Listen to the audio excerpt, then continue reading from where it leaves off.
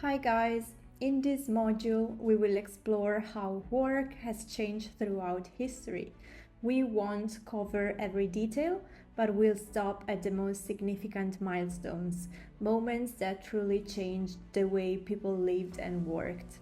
Our goal is to understand the historical background of the authors we'll study in literature, writers who gave voice to the struggles, hopes, and transformations of people living through these changing working conditions, such as Charles Dickens. Before factories and machines, most people worked on the land.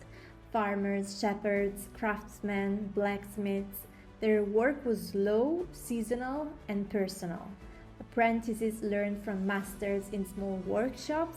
Hours were set by the rhythm of daylight, and work wasn't easy, but it had a human pace.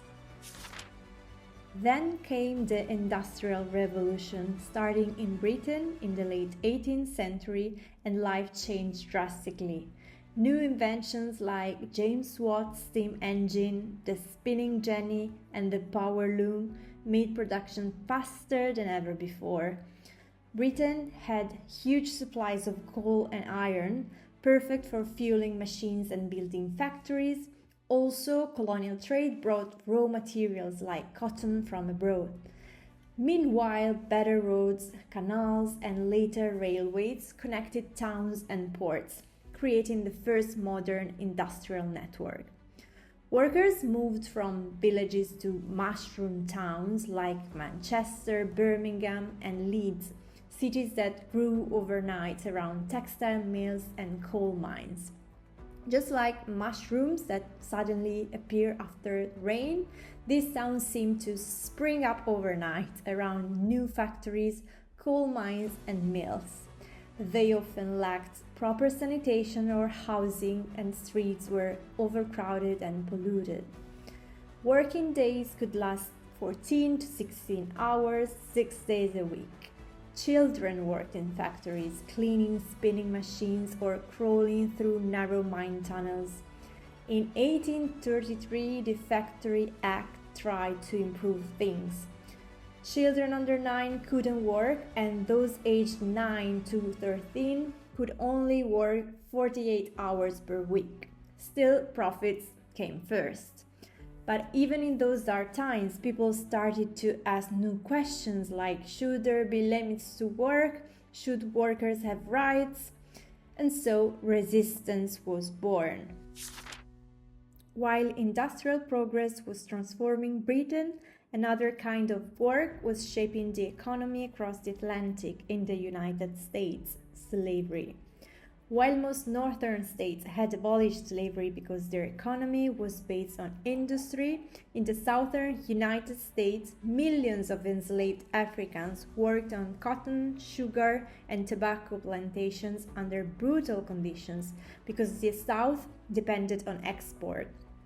They produced raw materials, especially cotton, that fed the textile mills of Manchester and Liverpool. Cotton was known as white gold in those areas. By the mid-19th century, a powerful abolitionist movement began to challenge slavery.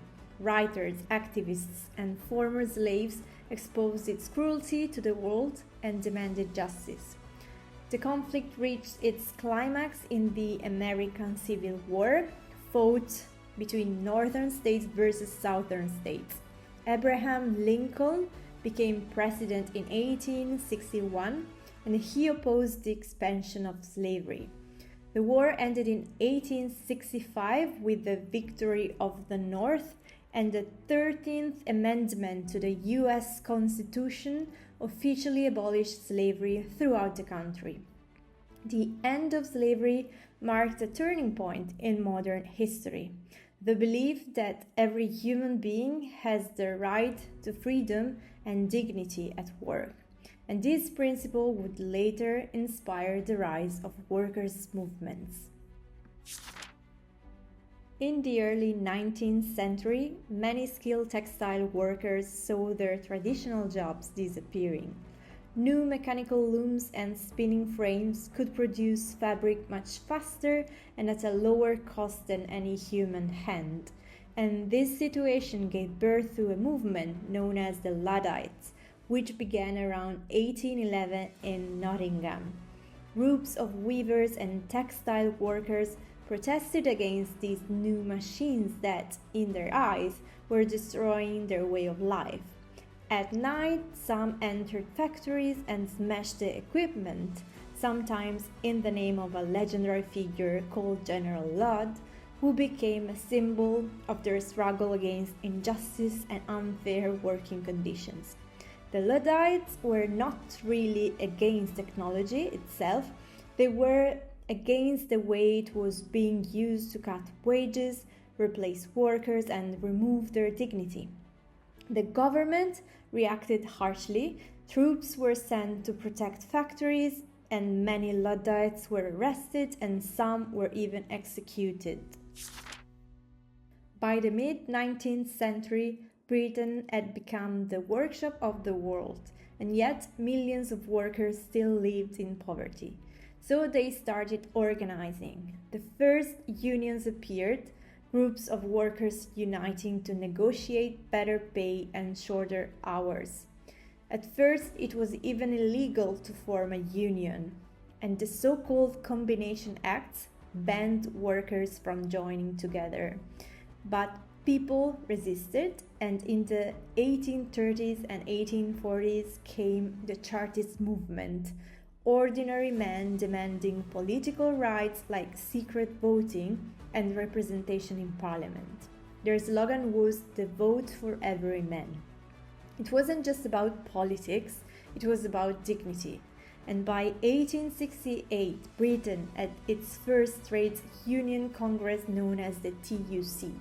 For the first time there, delegates from different trades and regions, miners, engineers, builders, textile workers, came together in one national meeting to discuss their common problems and demands.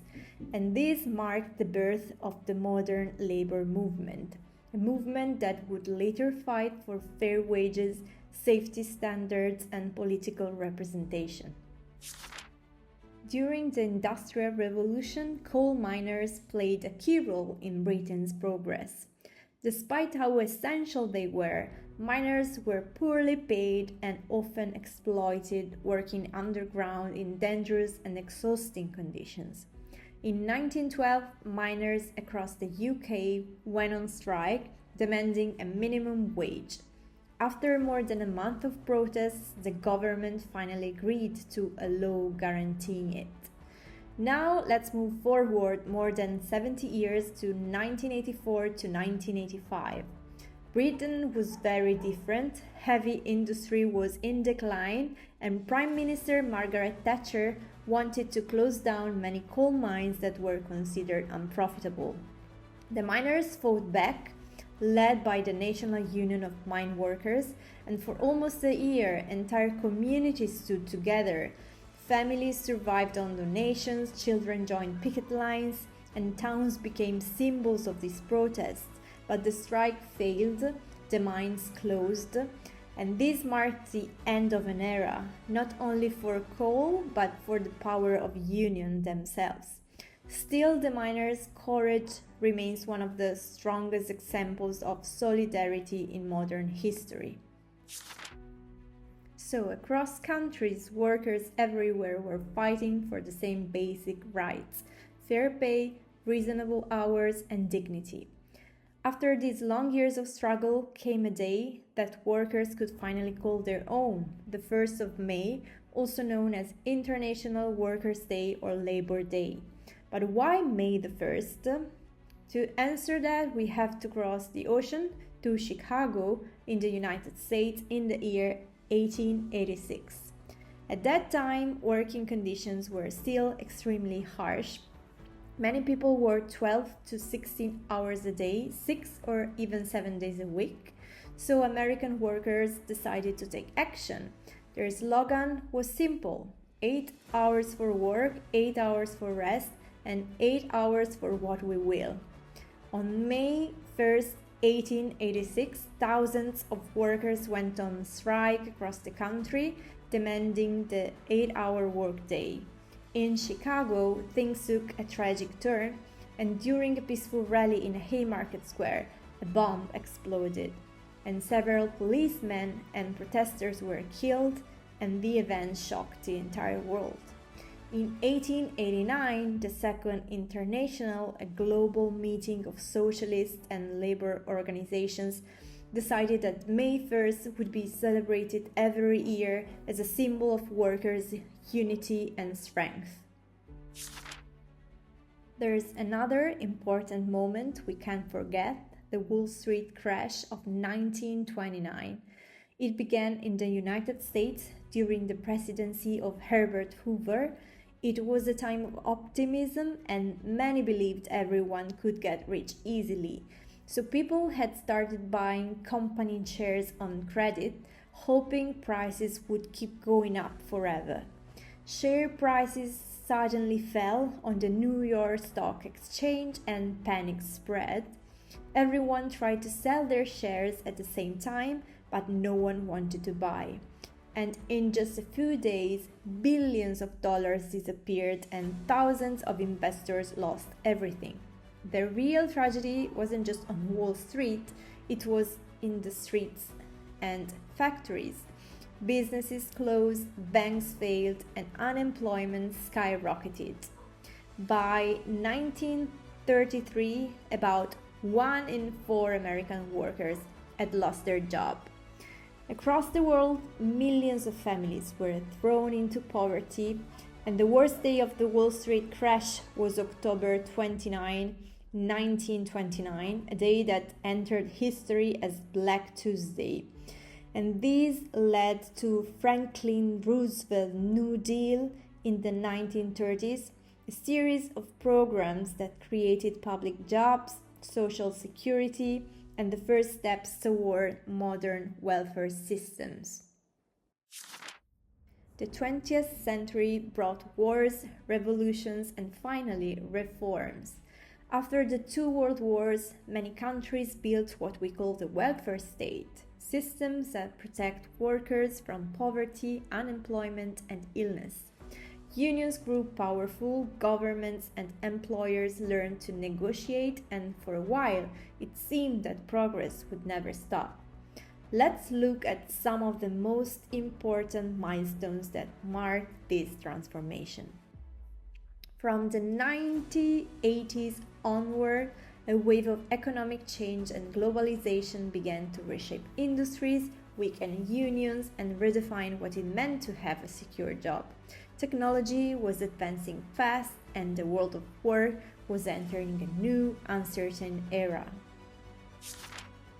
Then came the late 20th and early 21st centuries, the age of globalization and technology.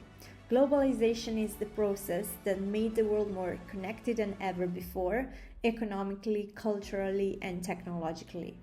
This acceleration began in the 1980s and 1990s, when companies discovered they could produce goods more cheaply by moving their factories to countries where labor cost less. So factories moved abroad, China, India, or Southeast Asia, and famous companies like Nike, Apple, and H&M became symbols of this new global economy. So a pair of sneakers might be designed in California, produced in Vietnam, and sold in Italy. The world became one giant production network. At the same time, computers and the internet revolutionized the way people worked.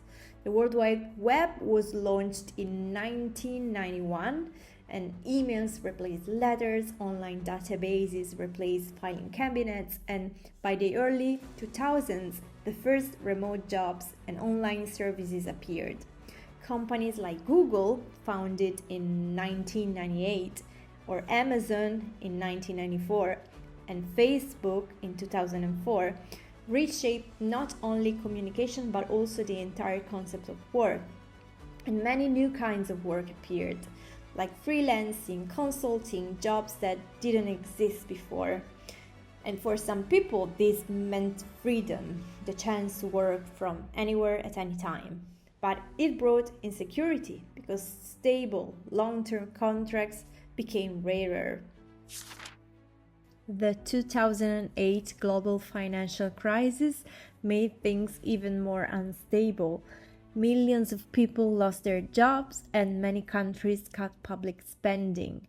Then, only a decade later, the COVID-19 pandemic in 2020 forced another transformation.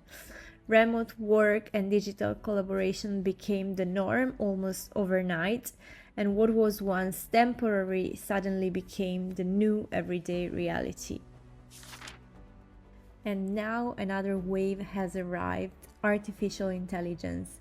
AI is now transforming the workplace again, automating tasks, analyzing data, even writing text or creating art. We are now living through the fourth industrial revolution, not powered by steam or electricity, but by algorithms and data. The world of work has never changed this fast. Globalization promised opportunity, but also brought inequality. Technology created freedom, but also dependence. And AI might just be the next big test.